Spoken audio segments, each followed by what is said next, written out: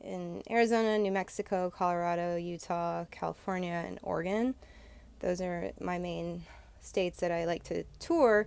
But of all of it, the most insane, energetic, I would say, just phenomenon that is occurring on this planet, on this earth, is in this place right in Sedona, Arizona. And I would say it's behind Bell Rock, north of Bell Rock, I would say.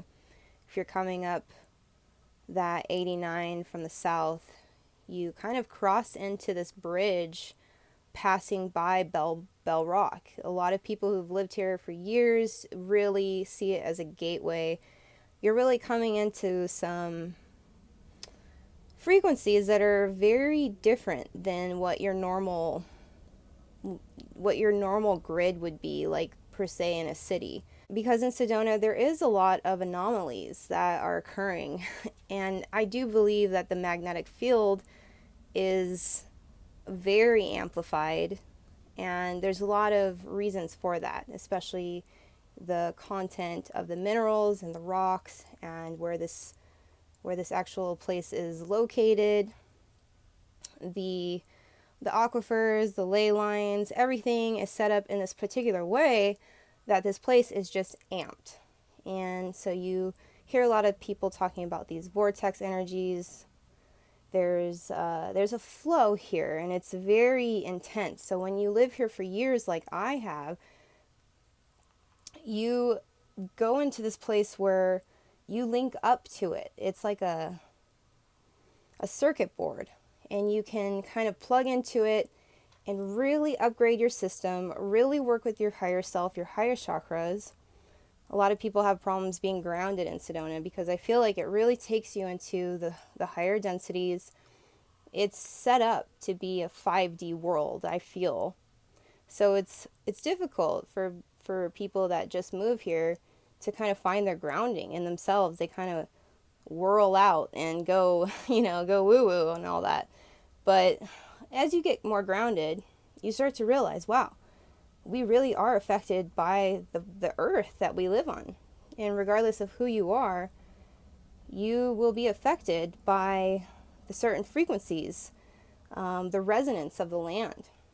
We've learned a lot about the Schumann resonance, and I just think it's very interesting to be able to study some of these effects that are occurring and how they affect the human brain, and it's pretty cool. So back to what I was explaining about this certain area, I would akin it to somewhat of like a Bermuda Triangle.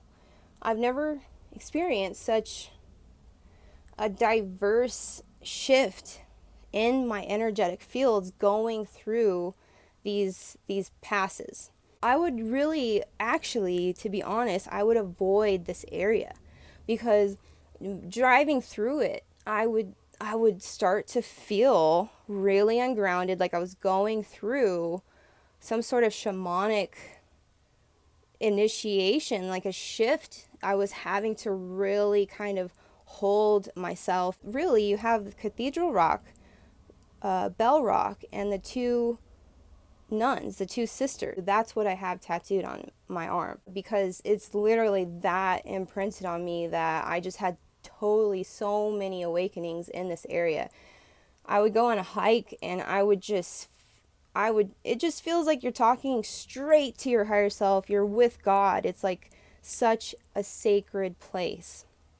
And that's what I want to be really respectful of. So it is like that energy kind of goes in a triangle from the two sisters to the Cathedral Rock into Bell Rock.